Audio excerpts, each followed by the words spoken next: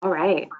So if you want to get started, Jordan, Brian, thank you for my co-presenters for helping me today. So welcome everyone again to Increasing Productivity with Mobile Mapping and Architecture. Just as the title implies, we're going to be talking about the process of adapting and integrating mobile scanning into your architecture workflow to increase your business productivity and in turn profitability. So Brian, if you want to advance to our lovely faces. My name is Jackie Gilbo. I'm in the center there. Fortunately, because of COVID, I'm not as blonde anymore, but you get the idea. I'm the sales director for Geoslam and your host for this webinar. I've been in the geospatial industry for about 10 years now, and truly the only constant in this industry is innovation. There's just always new and exciting products and use cases. And for me, one of the most rewarding aspects of the job is seeing how this cutting edge technology is used in different industries, to really increase that bottom line. And I have two amazing presenters for you today that are going to show you how you personally can increase your productivity in architecture. And so first, I'm excited to introduce Jordan Jd Dixon, who's been in the architecture industry for over 10 years. He's up there, I think, on the top right of everybody's screen in the blue.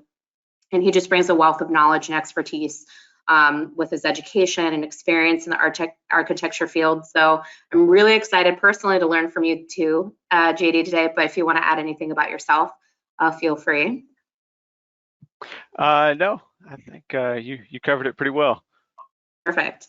And second, in the orange there, is our Senior Solutions Architect, Brian Rosenstiel, whose background and experiences and expertise is in the scan to BIM industry, and he's been in that for a long time. And he's going to be sharing primarily about Geoslam and how this technology is used, the implementation of it. And Brian, if you want to add anything about yourself. Yeah, I think you did a pretty good job of covering it. I've been in the geospatial laser scanning, scan to BIM industry for several years now as well, and was actually an end user and advocate for Geoslam technology before I joined the team about a year ago. So really excited to be part of this and excited to present with the two of you today. Perfect. If you want to advance to the next slide, we're going to go over our agenda. We've got a lot to cover in this short webinar, but obviously we introduce ourselves, but we're also going to introduce our companies, the capture tools we offer, how we've seen them used in the wild, but most importantly, hearing from Jd and SLA Architects, who are generously sharing their mobile scanning adventure, and especially for those who are new and just starting out and adopting these technologies, the details on just what it takes, what kind of resources you need, and kind of pulling back the curtain on their 3D scanning workflow I think is going to be really interesting for everybody. And looking for ways to optimize your own business. And I think everyone's going to really find a lot of value in what Jd has to share. So without further ado, I'll pass this on to our first presenter, Brian Rosenstiel.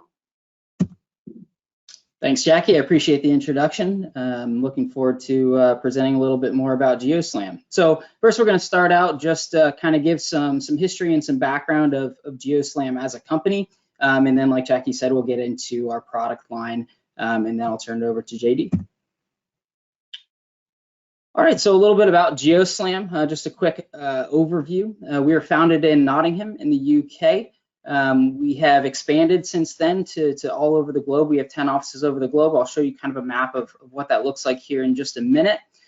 Really what our goal is as Geoslam is to make it easy to capture and connect data from the world around us, whether that's scanning buildings or scanning outside environments, scanning underground, you name it. You know, we're trying to make that process as simple and as easy as we possibly can, kind of from field to finish. So that's kind of the mission of Geoslam. We really give you the power to collect this data in really difficult environments in a very, very simple way. And whether that's indoors or outdoors or a confined space or underground or outside, really anywhere you are, anything that you want to capture, Geoslam is a pretty good place to start to look at capturing some of that type of data. So the tagline for Geoslam is we're the smart way to map and understand spaces. I think the key words there are map and understand. Just because, you know, we're creating this point cloud and in this data, but the real key after you've created that map of the space is to be able to then understand it and utilize and drive value from that information. That's kind of the overall goal of the company, is to be able to do both of those things. A little bit of history of Geoslam. I've only been with Geoslam for a little under a year now, so I don't know all of the nitty-gritty details, but we were launched the very first handheld SLAM scanning system. It was called the Zeb 1. Unfortunately, there's not a picture of it on here, but it kind of looks like kind of a rudimentary version of the Revo that we have today. This was developed back in 2011, and it was actually the very first mobile mapping system on the market. And we also pioneered the SLAM algorithm, simultaneous localization in mapping algorithm, that has really kind of catapulted this technology and is really kind of the backbone behind the technology. So we've sort of pioneered that, and we also have 20 years of experience just in this industry in general, and as we say, making complex problems simple. So here's kind of an overview of some of the benefits of Geoslam. Most of these are pretty straightforward, but I'll go a little bit in depth. The first thing, of course, is rapid scanning. You know, with our systems, you can capture a lot of data in just a matter of minutes. You know, you can get a multi-story building in 30 minutes, or combine, you know, multiple captures of a really large space and combine those all together into one data set. And again, you might only invest a couple hours into it. So we've captured some pretty tremendous amount of data in just a really short amount of time. We can take these systems anywhere. They're very versatile, very adaptable to all kinds of different environments. Again, we can take them underground, above ground, confined spaces, open areas, inside buildings, outside buildings, roofs. We can do vehicle mounted scanning. We can fly them on drones. There's a lot of adaptability and versatility to these systems, and that's definitely one of the benefits of the Geoslam product line. Saving time and money, of course, we all want to do that with the go anywhere ability and the ability to scan so fast. That's kind of a result of those two things, is that we're saving time, we're saving money. Also, our software is very user-friendly, simple to use. Most of the processing is very passive. It's kind of plug and play, drag and drop. And you get usable point cloud outputs. You know, there's not a lot of technical expertise you have to know in regards to surveying and using survey control points and things like that in order to get a really high degree of accuracy. And then, of course, lastly, we have proven technology. We've kind of already talked about that with our experience in the industry. We have a really strong track record. We've used this technology in all kinds of industries and to do all kinds of different projects, and we find new use cases for it honestly every single day. So the technology has really been proven to work for a variety of different applications and industries. So this is kind of a zoomed out map of Geoslam as a whole and how we're distributed. Again, we are headquartered in Nottingham in the UK, but we have 10 global offices all around the country. I'm based in the Western United States, as well as Jackie, but we're all over the Americas and in Africa and Australia and Asia and Europe, really all the major continents. We also operate a lot of our sales through third-party distributors.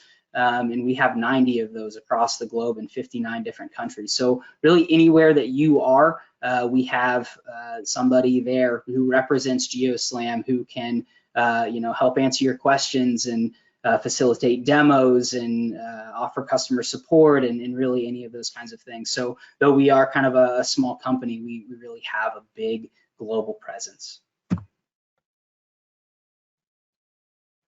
All right, so that's kind of the overview of Geoslam, just kind of short and sweet. Now let's dive a little bit into the Zeb family of products specifically. So these three products, the Zeb Go, the Zeb Revo RT, and the Zeb Horizon, are kind of what we refer to as our core family of products. So just starting on the left, the Zeb Go, that's our newest release onto the market. It's kind of our entry-level scanner for the novice user, but of course can be used by anybody to scan just about anything. It's really well suited for kind of shorter range, indoor capture, smaller projects, and comes at the lowest price point of any of our systems. The Zeb Revo RT, The RT in that stands for real time. That allows us to do real-time processing and viewing of the data as it's actually coming together in real time. It's got a lot of similar specs, as you'll see, to the Zeb Go, but does give a little bit higher fidelity point cloud because it scans at a higher hertz rate. And then the Zeb Horizon, I like to refer to the Zeb Horizon as the big brother of the Zeb family. It scans at a longer range and higher point density, and because of that, it's really, really versatile and can be used in all sorts of different environments. It's really well suited for outdoor environments, large scale projects, long range capture, that sort of thing. So I'll get into each one of these here in a little bit more depth. All right, so Zeb Go. Zeb Go and Revo RT again have some very similar specifications. It's got a range of 30 meters, which is about 100 feet for the US market. IP protection rating of 64, which is the highest rating of any of our systems. So it's really well suited for kind of those rugged environments, your underground environment, your working on a construction site, that sort of thing. It's very apt to those types of environments. Captures 43,000 points per second, has a relative accuracy of 1 to 3 centimeters. That's kind of a global accuracy for the entire capture, and captures a data size of about 100 megabytes per minute. We can colorize the data using our Zeb Cam. We can also add the Zeb Pano to this system in order to attach 360 reference imagery to the LiDAR data as well. And then the Zeb Revo RT, Zeb Revo RT again stands for real time. With this system, we have a lot of similar specifications to the Zeb Go as far as range and point density. It does have a higher hertz scanning sensor, which gives you a little bit richer, more high fidelity point cloud than the Zeb Go would, but has a lot of the same features. The most notable difference between the two, though, is the real-time processing. With the system, we're able to scan and process data through our SLAM algorithm in real time. The data logger has onboard computing that's able to stitch the point cloud together as you're actually scanning it. So the big benefit of that is you actually get a usable point cloud right off the data logger when you're finished scanning. IP rating is a little bit lower because we are doing real-time processing and computing on board the data logger. We need a little bit more ventilation to accommodate that. So it's really well suited for kind of those real estate environments, kind of indoor construction type environments is really where we see a lot of people using RT, but you can use it for all kinds of different applications as well. It's also a very versatile product.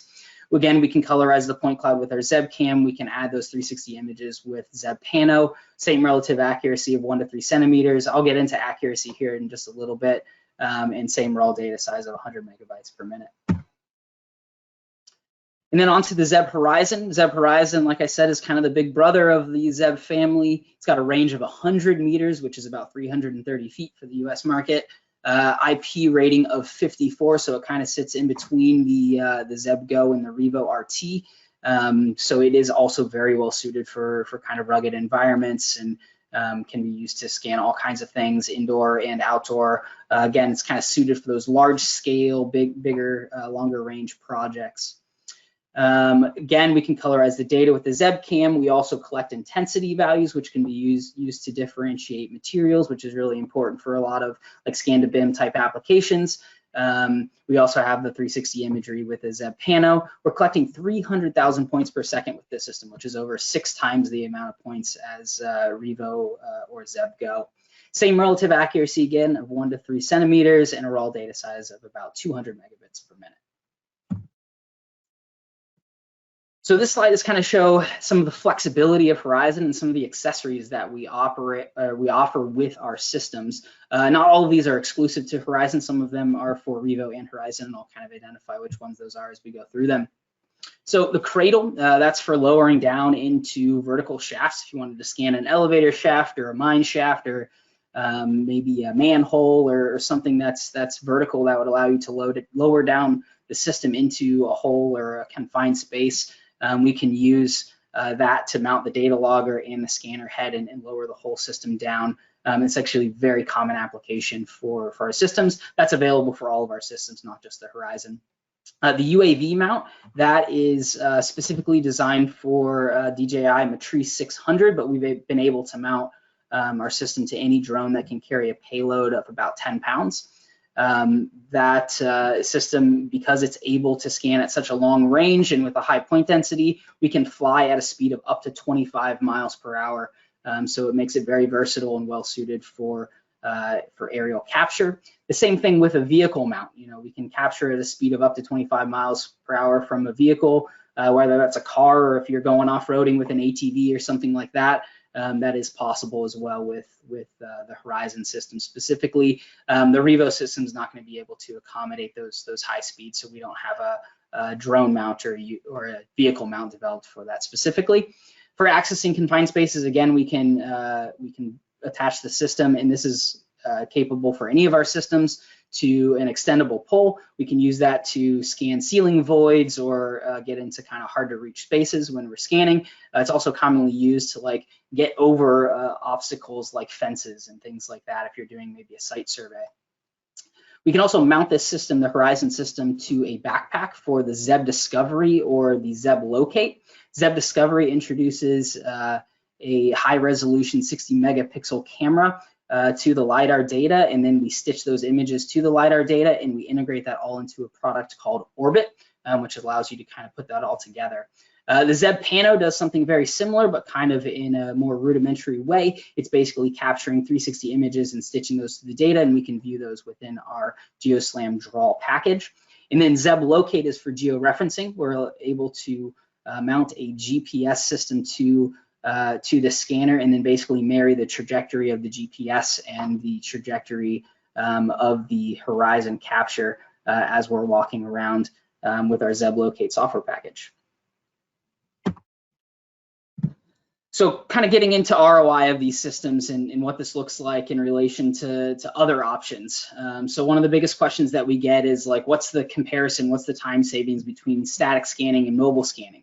And I think this is a really good project that kind of just illustrates what that would look like in a real world environment. So this is actually a single floor of an office building that we were doing scan to BIM work on, and or scan to CAD work on rather, sorry. We scanned it with both a static scanner and a mobile system just to kind of see what the comparison was in the total time to get to that usable point cloud. So with the static system, we did 125 scans. Each scan was about 2.5 minutes. That includes time to move the scanner. Again, that's going to kind of vary depending on which static system you use and what settings you're using, and if you're capturing colorized data and all that kind of stuff, but that's sort of an average number. So all in field scanning, you're looking at about 5.2 hours. And then in post-processing, that's registration, post-processing, stitching, QCing, exporting, aligning, georeferencing, all that kind of stuff.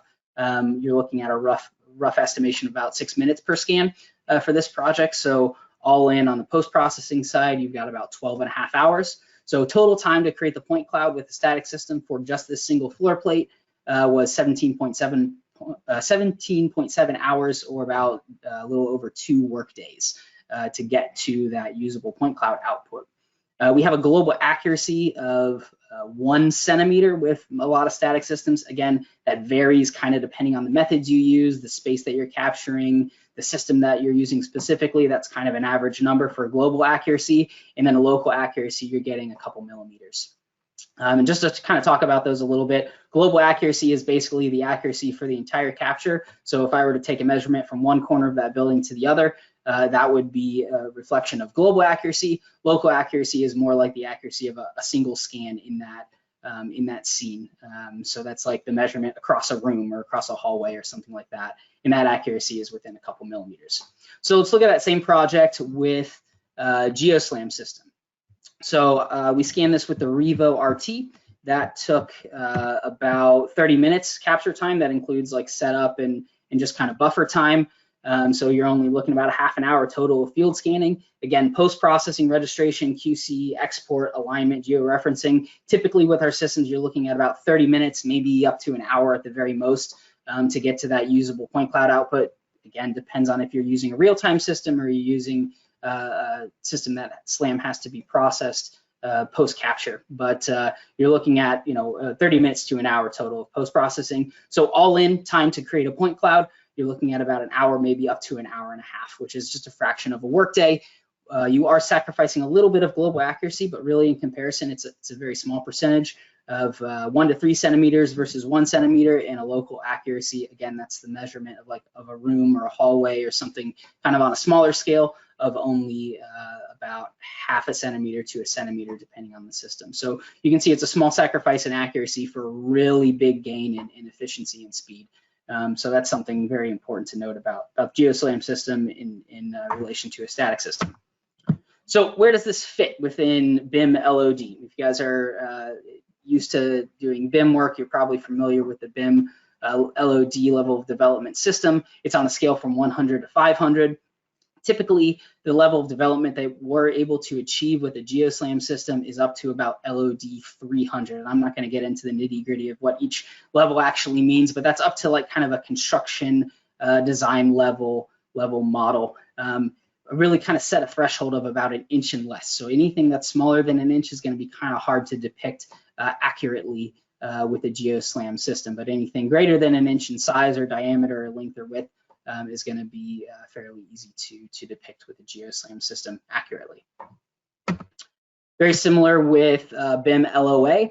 Geoslam systems kind of fit, again, it's on a scale of 10 to 50. We fit within that like 10 to 30 range. So it kind of goes back to the original slide I had with local versus global accuracy. Our local accuracy and ability to kind of reflect surfaces in either line drawings or in models from our data, cutting through the noise of the point cloud, is up to about half a centimeter, 5 millimeters.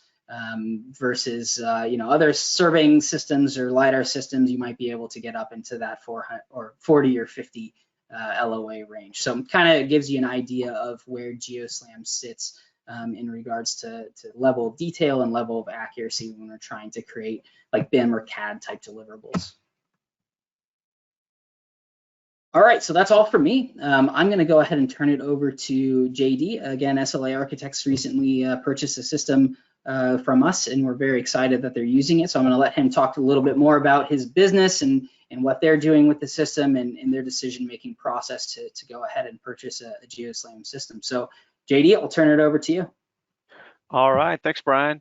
So I guess we'll jump in here. We'll start out kind of talking about our company and give you a little bit of background and kind of what led us into wanting to get involved in laser scanning and what eventually led us to Geoslam. So SLA Architects is a Wichita Falls-based company. Our lion's share of work is government work, but we also do municipal, education, healthcare, kind of dipped our toe into just about everything by now.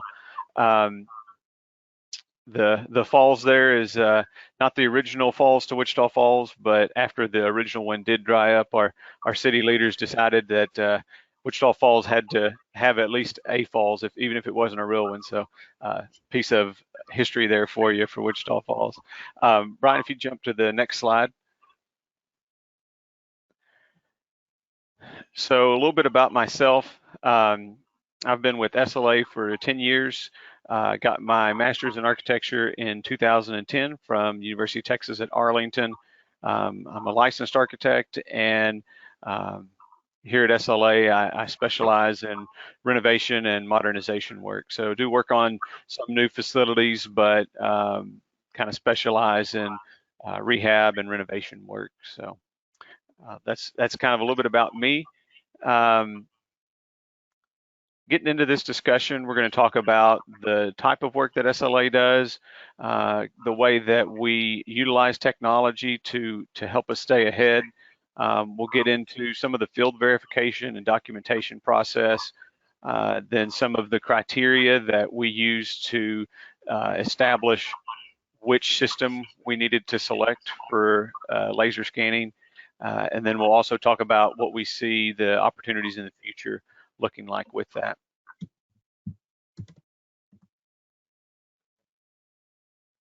So some of our background, a little bit of history on SLA. Like I mentioned earlier, we've got our toe in a little bit of everything, but renovations and modernizations is a a lot of our work, maybe up to 80%. We've also been fortunate enough to do some historical preservation work on a lot of military bases and outside as well.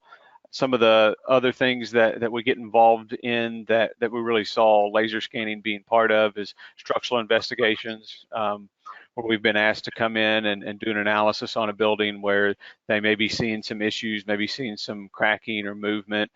Energy analysis is becoming a big thing now.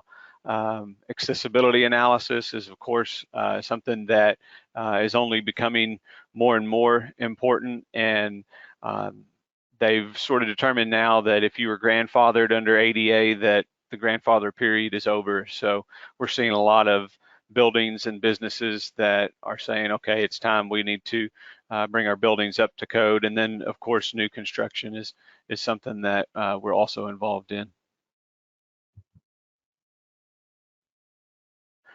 And a little bit more of the history of what SLA's done utilizing technology. Our goal all along has been to stay on the cutting edge of technology and utilize that as a way to stay ahead and a way to help us stand out. In the early 2000s, that started off with Revit and Bim modeling. We were, as far as I know, one of the first companies locally to get into Revit and BIM modeling, and we've stayed full throttle with that. We do still use some traditional 2D drafting, but that's kind of a rare occasion that does occur. Almost everything is done in 3D now. The next step in that was investing in mobile workstations, and what that allowed us to do was on-site design charrettes, where we were able to do a design on the fly in front of the client there. So if they needed to make changes, they had questions, they wanted to see what something might look like in a different configuration, we could do that right there with them. And that was pretty groundbreaking, especially to the clients. That was something that they were really excited about. When you're able to go into a 3 to 5 day design charrette and come out with something that everyone can agree on and that everyone is happy with, it's a win-win for both us and the client. Of course, the next step in our technology development was getting into 3D renderings. I think most clients are familiar with HGTV. They've seen stuff splashed up on the screen so they can see what something is going to look like in real life, and it helps them get a grasp on it. So that's definitely something that we've utilized with our clients. And then the last piece of this that we've added just in the last few years was videos and animations. That was something that we had initially entertained the idea of outsourcing, but when it came right down to it, we decided that that was something we were going to do in-house and something we wanted to be able to offer our clients. And so that's definitely been something that helps communicate our design, but also acts as a wow factor for the clients and keeps them engaged and gets them excited about the project. And the next step in kind of our technology was looking at laser scanning.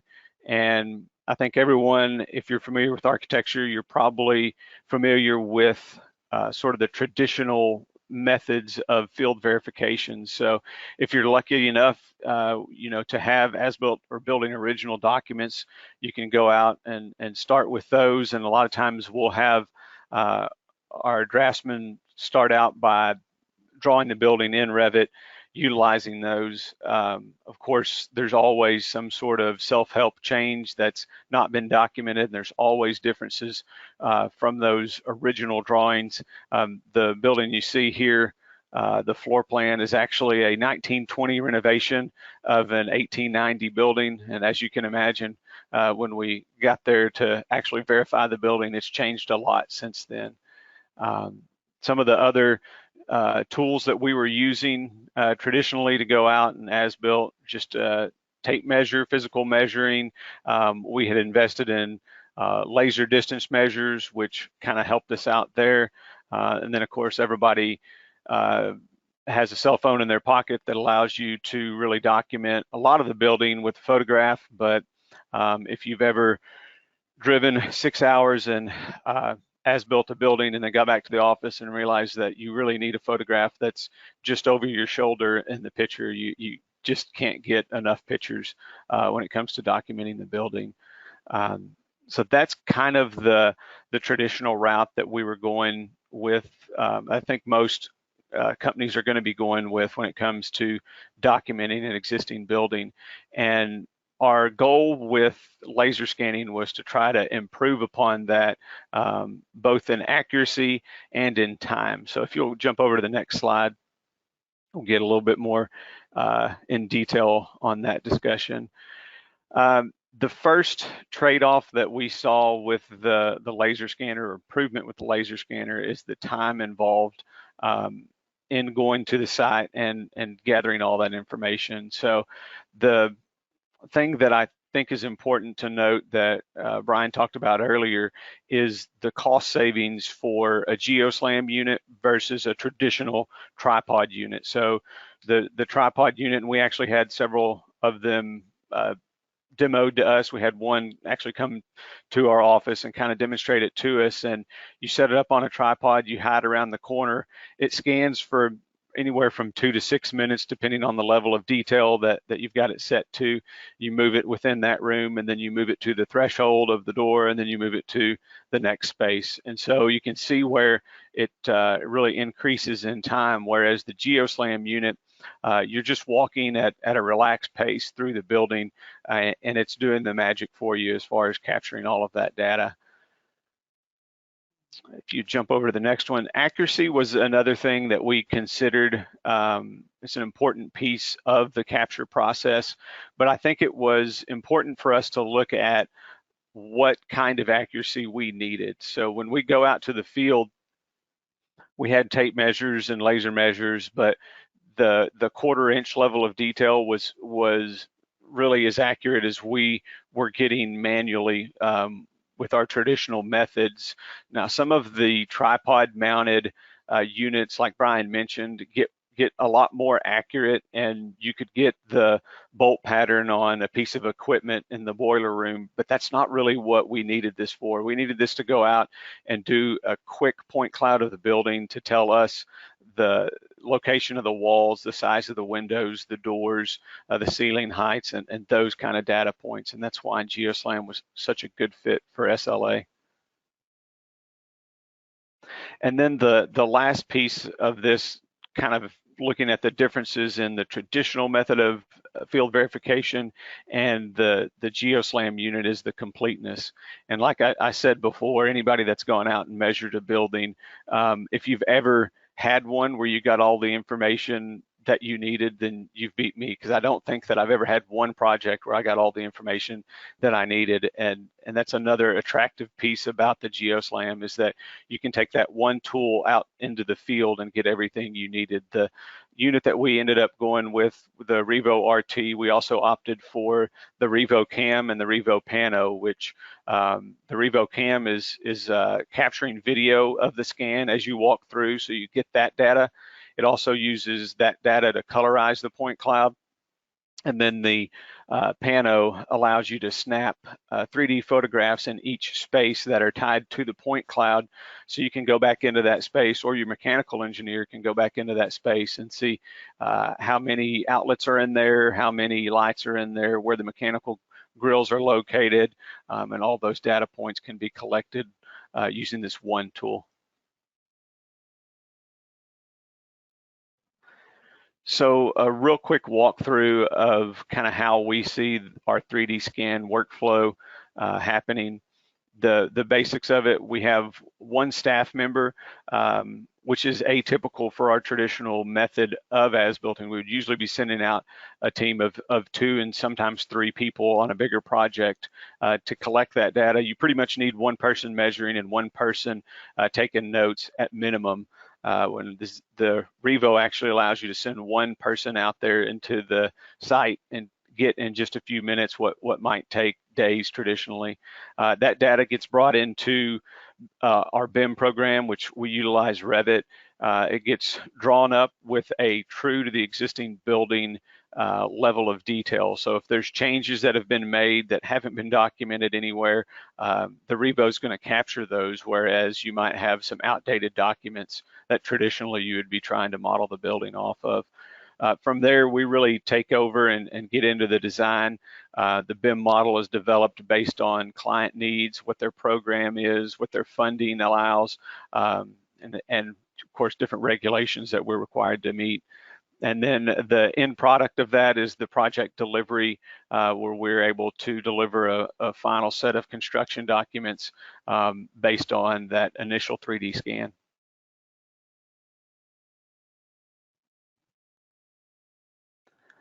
The next step for us is really considering what future opportunities the laser scanner can bring us. There's of course the opportunity to do point cloud as a service, which is something that we're excited to bring about and excited to offer to our clients as well as to other architects. Also something to think about is sensitive areas that need to be scanned or need to be documented, where traditionally we might be going in and with a heavy presence and might be pretty disruptive to the building occupants. If it's a secure facility where they've got a lot of sensitive data, many times they're going to be a little resistant to photographs and resistant to a lot of people coming in, and the Revo really allows us to go in there. We don't always, in some situations, we don't see ourselves using the cam and the pano just because of information sensitivity, what's going on in that space. But the Revo will still be able to go in there and get a true to construction point cloud that we can utilize for modeling. And the last piece is documentation and verification of construction. So whether it's forensics or just verification of the way that a building was built, we are able to go in after a building's constructed or during construction, any phase really of the construction process, we can go in there and document the building just exactly as it sits, and the point cloud doesn't lie. So that's really wraps up our portion of the presentation. Just a little bit more about our contact information. You can find our website there if you want to learn a little bit more about us. Also my contact information there. If you have any questions, we'd love to work with you. We'd love to help you out if you're looking to get into this. Thank you, Jd. Oh, do you want to mention this, Brian? You have some notes? I can. Yeah, you can do it. Yeah, so we have a program right now. I think Jd kind of alluded to this, but currently, in light of certain regulations, how many people can be in a building at one time, or just, you can't really do a demo in person. Things are shifting constantly. So we have put together a program where we bring the product to you. So by mail, we will ship you one of our units. Those are the 3 that you can test: the Zeb Go, the Revo RT, the real-time system, and the Long Range Horizon.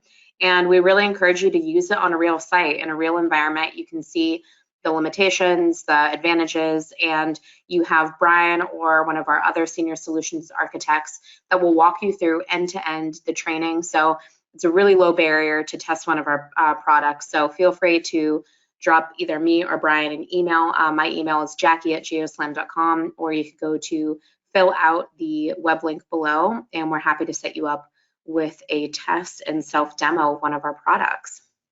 So I wanted to say thank you, Jd. That was an incredible presentation, and I wanted to clarify that he was not paid for this endorsement. It was completely done under his will, but that was really generous and flattering of our technology. And thank you all for having me.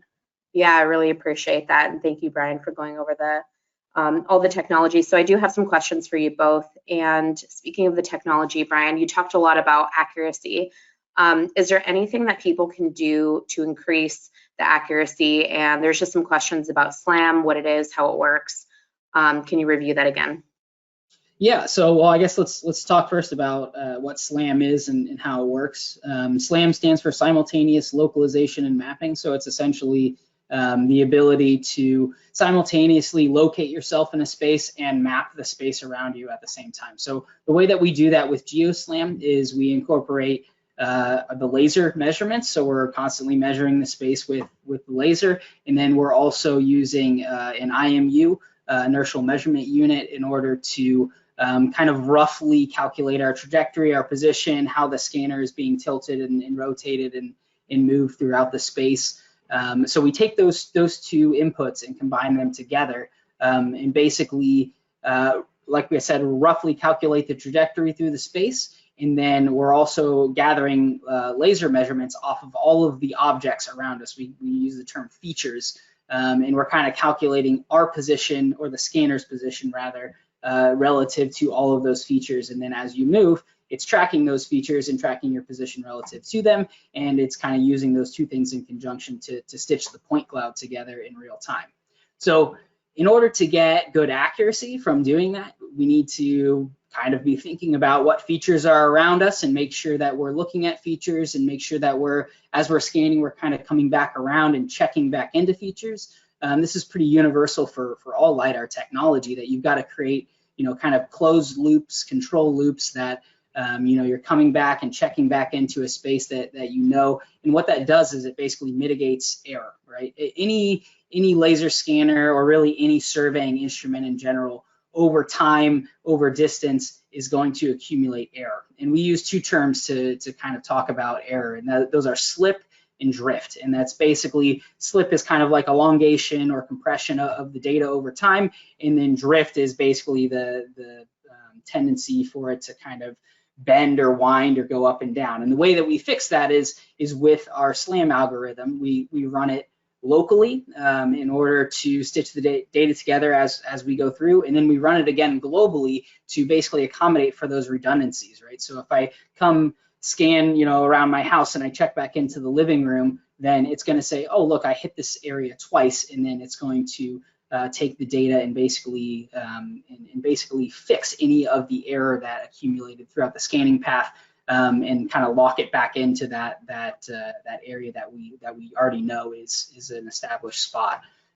So hopefully that kind of explains like some of the best practices of how to use the system. There's many more, but it really is a very simple system to use. There's not a whole lot you have to be thinking about as you're scanning, but there's just a couple things that you kind of have to keep in the back of your mind as you're walking around, and it's mostly in regard to features and closing loops. If you're doing those two things, you're gonna get a pretty good result, and you're gonna be able to maintain that accuracy of 1 to 3 centimeters globally.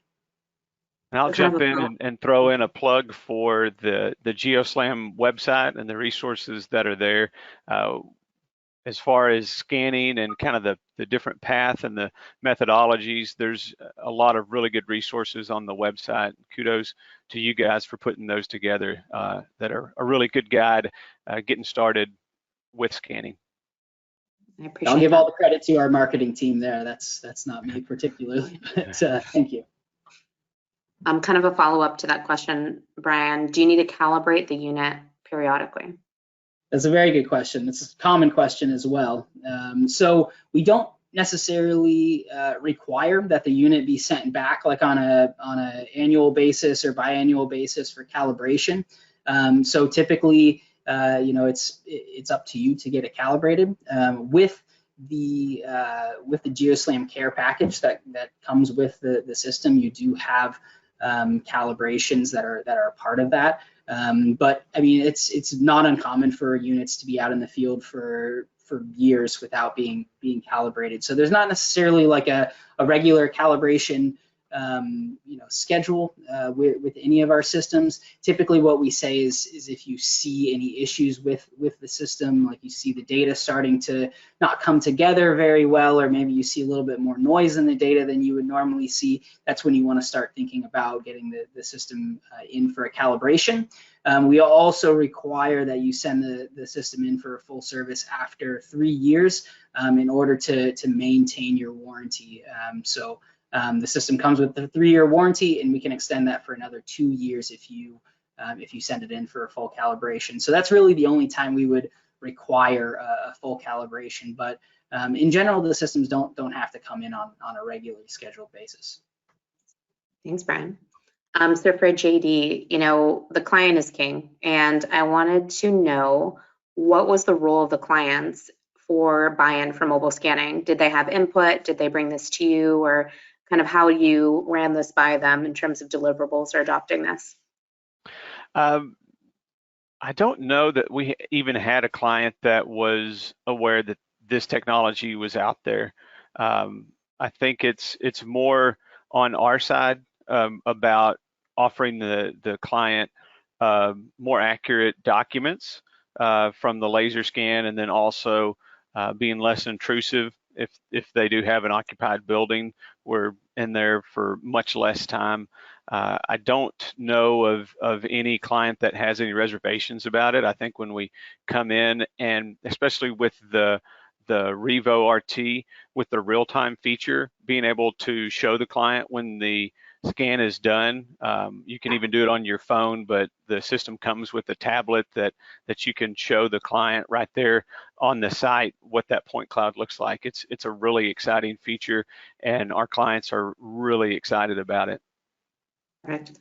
And then one more for you. Did you need to invest in any additional resources or education in your organization when you started to roll out this technology? No, we really didn't. Being as we're familiar with Revit and with Bim, we've got a lot of background, and every one of our CAD guys is familiar with with Bim, with Revit. So it was kind of a natural workflow. We do have some resources on our side that helped us out with the Autodesk end of things that help us plug in with those software pieces. But no, we already had what we needed to kind of plug and play on that end as well. Perfect. Another one for Brian. You mentioned time frame for processing the data after the scan. What would you say is a typical benchmark? And to expand on that, do you need a powerful computer to process in the field? Good question. Let's go into that a little bit. So with the Revo system, the Revo RT system, we are doing real-time processing, and that's the system that SLA purchased. So there is not typically a need to do any kind of post-processing to that data or post-SLAM processing to that data, unless you're seeing some kind of an issue with the data or want to get a little bit more out of it or something like that, but that's not typical. So with that system, there's not really any processing time required at all. You get a usable point cloud right out of the system. With our Zeb Go and our Horizon systems, the SLAM is processed in post. So we take the raw data that we captured off of the data logger, and then we run that through our Geoslam Hub software, and that's where you're doing the actual processing and actually creating the point cloud. So typically for that, what we see is with the Horizon system, it's about 1.5 to 2 times as long as the scan. So 10-minute scan would take 15, maybe 20 minutes to process. Again, that's all passive processing, so it's just taking the file and kind of dumping it into Hub and letting it go. If you start doing longer scans, sometimes that time can start to compound a little bit more, and it is dependent on your computer settings. So we have recommendations for computer settings. I think the minimum specs are they're posted on our website, but you need at least like 16 gigs of RAM and a decent processor and decent graphics, but you can kind of get away with less if you're doing kind of lightweight data. If you're doing a lot of heavy data processing, like maybe you're using the Horizon and you're going out and scanning 20, 30 captures a day or something like that, that's where you want to invest in a lot more processing. But a lot of times you can do it all on a field laptop, kind of a workstation level field laptop. That's what I use, and it works pretty well. And with that, you're typically looking at, like I said, 1.5 to 2 times the total scan time to process and get the point cloud output. Beautiful. One last one for JD and how I want to end this webinar. So for the newbies, is there any last advice or motivational words you would give to people that are just starting out mobile scanning? That's a really good question. I think it's important to kind of see what your needs are for laser scanning and how you see that plugging into your workflow. For us, Geoslam was the perfect fit for architecture, but there's a lot out there, and it's an exciting piece of technology that I think is only going to grow in the future. I appreciate you guys so much. JD, especially, thank you for your time, your presentation, being an excellent customer of ours. And for the attendees, feel free to email us with any questions you have following this webinar. Register for the demo in a box if you want to try it out hands-on, and we're always available for you. Thank you for joining, and we will see you next time. Bye, everyone. All right, thanks, guys.